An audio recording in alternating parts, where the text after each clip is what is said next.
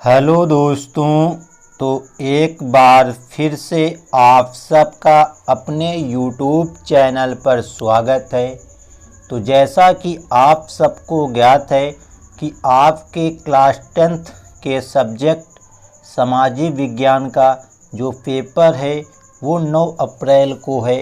तो उसी के लिए हम आपको सामाजिक विज्ञान के कुछ इम्पोर्टेंट प्रश्नों को आज की वीडियो में बताने वाले हैं, जो आपके पिछले कई वर्षों में पूछे गए हैं। तो यदि आप लोग जितने प्रश्न हम आज आपको बताएंगे तो आप लोग तैयार कर लेते हो तो आपके सोशल साइंस में 70 में से 65 नंबर आने से कोई नहीं रोक पाएगा।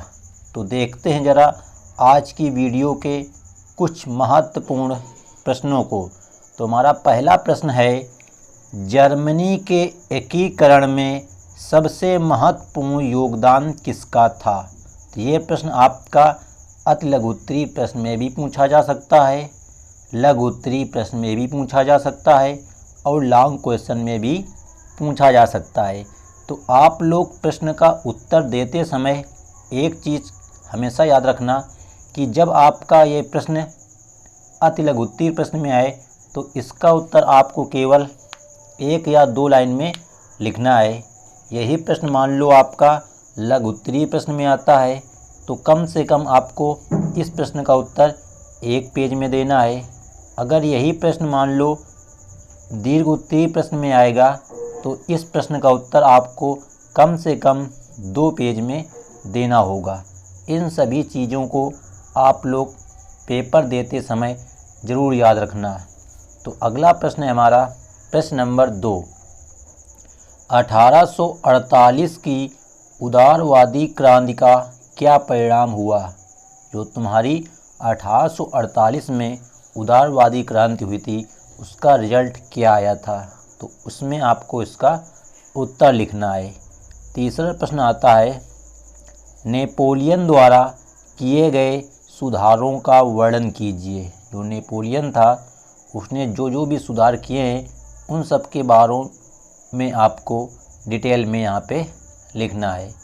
अगला प्रश्न है प्रश्न नंबर 4। फ्रांस की क्रांति के प्रमुख कारणों की विवेचना कीजिए।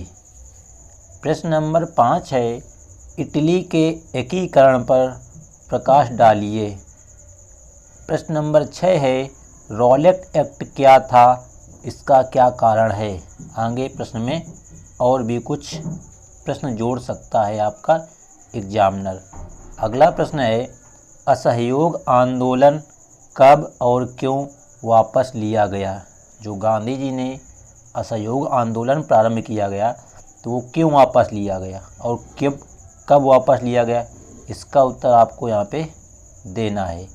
अगला प्रश्न है प्रश्न नंबर 8।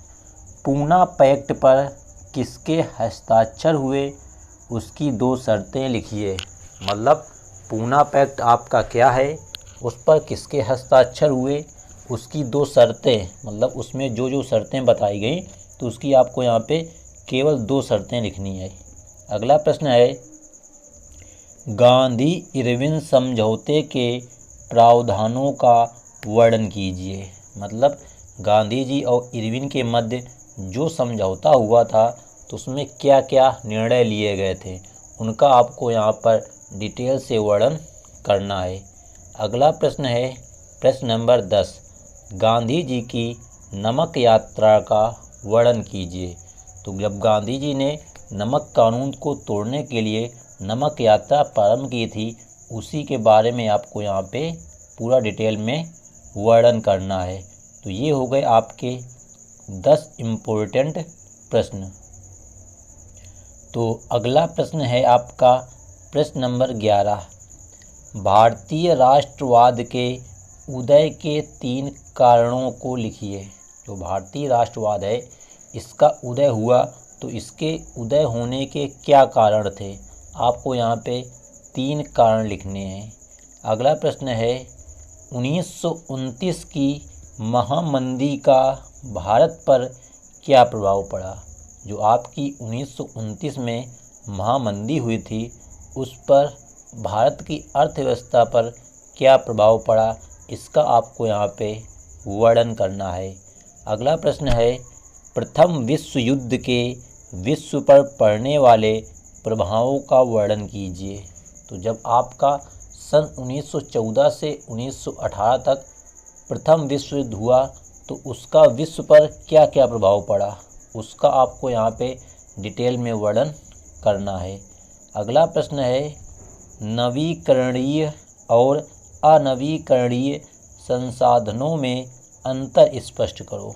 जो तुम्हारे नवीकरणीय संसाधन है और अनवीकरणीय संसाधन है उनमें आपको यहाँ पे अंतर लिखना है। इसी प्रकार अगला प्रश्न आता है, प्रश्न नंबर 15, स्वामित्व के आधार पर संसाधनों के विभिन्न प्रकारों का वर्णन कीजिए। मतलब स्वामित्व के आधार पर संसाधन के कितने प्रकार होते हैं उनका आपको यहाँ पे डिटेल में पूरा वर्णन करना है। ये आपका लॉन्ग क्वेश्चन में भी पूछा जाता है। अगला प्रश्न है, पहाड़ी क्षेत्रों में मृदा अपरदन की रोकथाम के लिए क्या कदम उठाने चाहिए।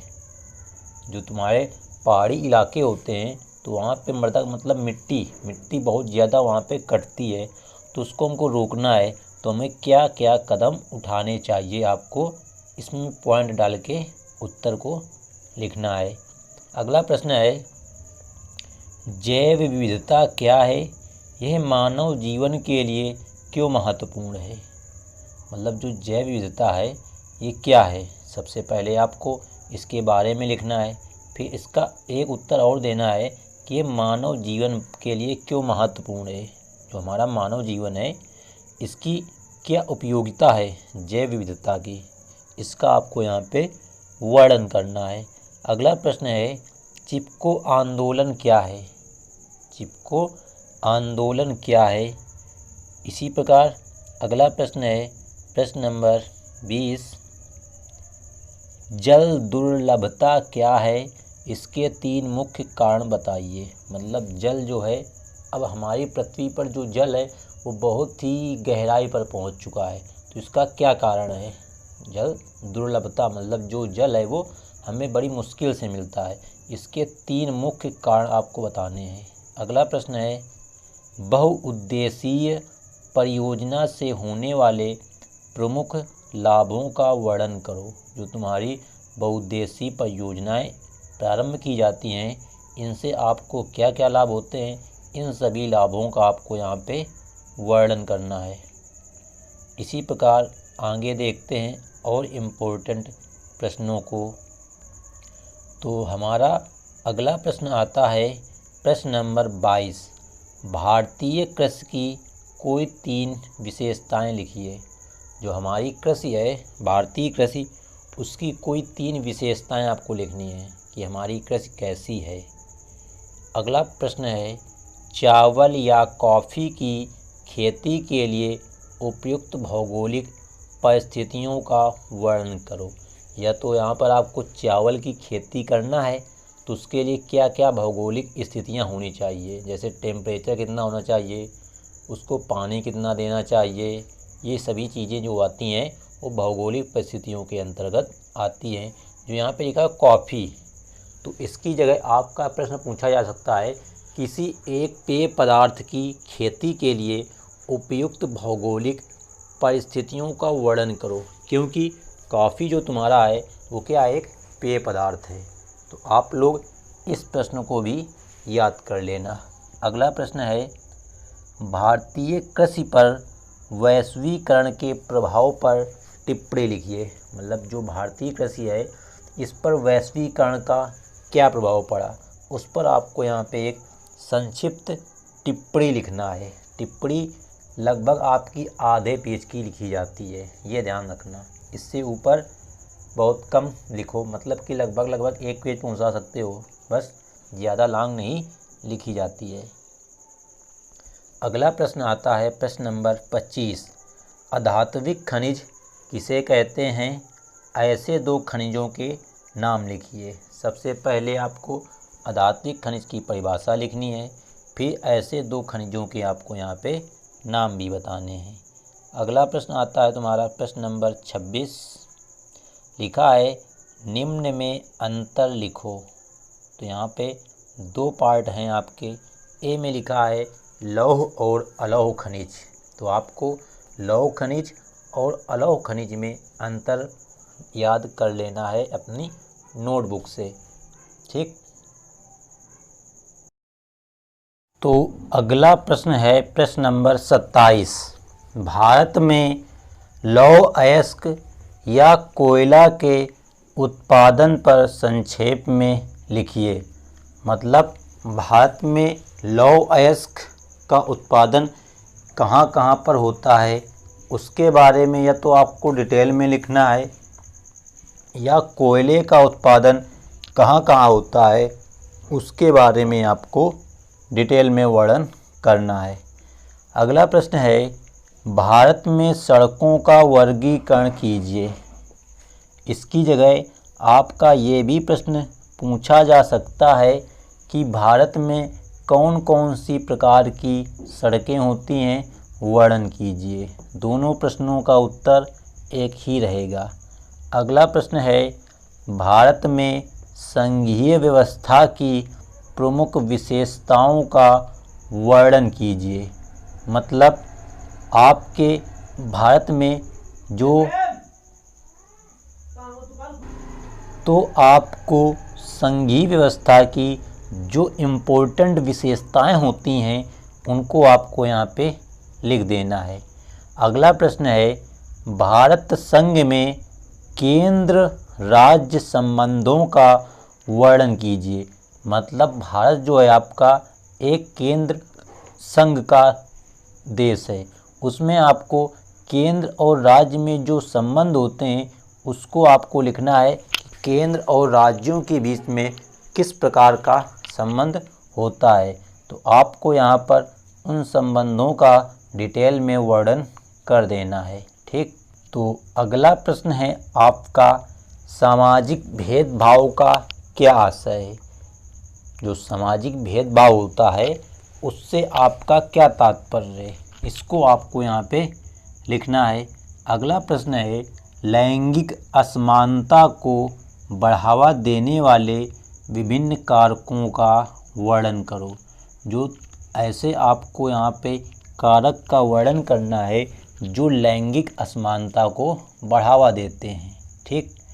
अगला प्रश्न है सांप्रदायिकता लोकतंत्र के लिए घातक है, 2 कारण लिखिए।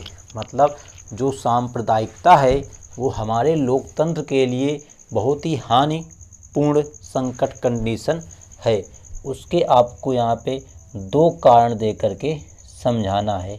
अगला प्रश्न है लोकतांत्रिक शासन प्रणाली से होने वाले कोई 4 लाभ लिखिए। जैसे हमारा भारत देश एक लोकतांत्रिक देश है, तो यहाँ पे लोकतांत्रिक शासन प्रणाली है तो उससे आपको कौन कौन से लाभ प्राप्त होते हैं, उन्हीं से संदर्भ में आपको यहाँ पे 4 लाभ लिखने हैं। अगला प्रश्न है आपका प्रश्न नंबर 35। लोकतंत्र के सम्मुख प्रमुख चुनौतियों का वर्णन कीजिए। अब आपका जो देश है वो लोकतांत्रिक देश है, तो कुछ ना कुछ तो यहाँ पे तुम्हारी चुनौतियाँ भी होती हैं, तो उन सभी चुनौतियों का आपको डिटेल में वर्णन करना है। अगला प्रश्न है एक विकसित देश की क्या विशेषताएं हैं, स्पष्ट कीजिए। मतलब कोई देश जो आपका एक विकसित देश है तो उस देश की क्या क्या विशेषताएं हैं उसको आपको यहाँ पे लिखनी है। अगला प्रश्न है NREGA मतलब नरेगा 2005 के उद्देश्यों की व्याख्या करो। मतलब जो आपका नरेगा 2005 था एक एक्ट, उसके जो उद्देश्य थे उसकी आपको यहाँ पे व्याख्या करनी है। अगला प्रश्न है प्राथमिक द्वितीयक और तृतीयक क्षेत्रक में अंतर स्पष्ट करो। मतलब प्राथमिक क्षेत्र, द्वितीयक क्षेत्र और तृतीयक क्षेत्र, इन तीनों में आपको यहाँ पे अंतर बताना है। या तो आपके बोर्ड एग्ज़ाम में अंतर आएगा या इन्हीं तीनों में से किसी एक के बारे में डिटेल से पूछ लिया जाएगा कि प्राथमिक क्षेत्र को परिभाषित करो या द्वितीय क्षेत्र को परिभाषित करो। इसी प्रकार आगे भी। अगला प्रश्न है प्रश्न नंबर 39। विदेशी व्यापार से आप क्या समझते हैं, इसके लाभों का वर्णन करो। जो तुम्हारा विदेशी व्यापार होता है उसकी आपको यहाँ पे परिभाषा लिखनी है। फिर विदेशी व्यापार से लाभ क्या क्या होते हैं वो भी आपको यहाँ पे लिखना है। इसकी जगह आपका यह प्रश्न इस प्रकार से भी आ सकता है कि अंतर्राष्ट्रीय व्यापार से आप क्या समझते हैं, तो भी आपको जो उत्तर इसमें लिखना है वही उत्तर आपको उसमें भी लिखना है। अगला प्रश्न है भारत में विदेशी व्यापार की 3 विशेषताओं की व्याख्या करो। अब भारत में कई विदेशी कंपनियां आती हैं, अपना यहाँ पे व्यापार करने लगती हैं, तो उनकी जो विशेषताएं हैं उनमें से आपको 3 विशेषताओं को यहाँ पे राइट डाउन करना है, मतलब लिखना है। अगला प्रश्न है आपका COPRA मतलब कोपरा पर संक्षिप्त टिप्पणी लिखो। जो आपका कोपरा है इस पर आपको यहाँ पे एक शॉर्ट नोट संक्षिप्त टिप्पणी लिखनी है। अगला प्रश्न है उपभोक्ता के अधिकारों की व्याख्या करो। जो उपभोक्ता आपका होता है तो उसके पास कौन कौन से अधिकार होते हैं, उन सभी अधिकारों की आपको व्याख्या करनी है। अगला प्रश्न है मृदा अपरदन पर संक्षिप्त टिप्पणी लिखो। जो मृदा अपरदन होता है उस पर आपको एक यहाँ पे शॉर्ट नोट संक्षिप्त टिप्पणी लिखनी है। अगला प्रश्न है ब्रेटन वुड्स समझौते का क्या अर्थ है। जो ब्रेटन वुड्स था उसका जो समझौता हुआ था तो उसका क्या अर्थ है। अगला और अंतिम प्रश्न है खनिज संरक्षण की आवश्यकता पर टिप्पणी लिखिए। जो आपकी खनिज संरक्षण है तो उसकी आवश्यकता क्यों होती है उस पर भी आपको एक यहाँ पे टिप्पणी मतलब कि शॉर्ट नोट लिख देना है। इसी क्रम में आपको हम कुछ प्रश्न और कराते हैं, इन प्रश्नों को भी तैयार कर लेना। जैसे जैव विविधता क्या है, ये प्रश्न आपको हमने वैसे पीछे कराया है कि जैव विविधता क्या है, मानव जीवन में इसकी महत्वपूर्ण महत्ता का वर्णन करो। तो ये प्रश्न वैसे हमने पीछे करा दिया था। अगला प्रश्न है परिवहन तथा संचार के साधन किसी देश की जीवन रेखा तथा अर्थव्यवस्था क्यों कहे जाते हैं।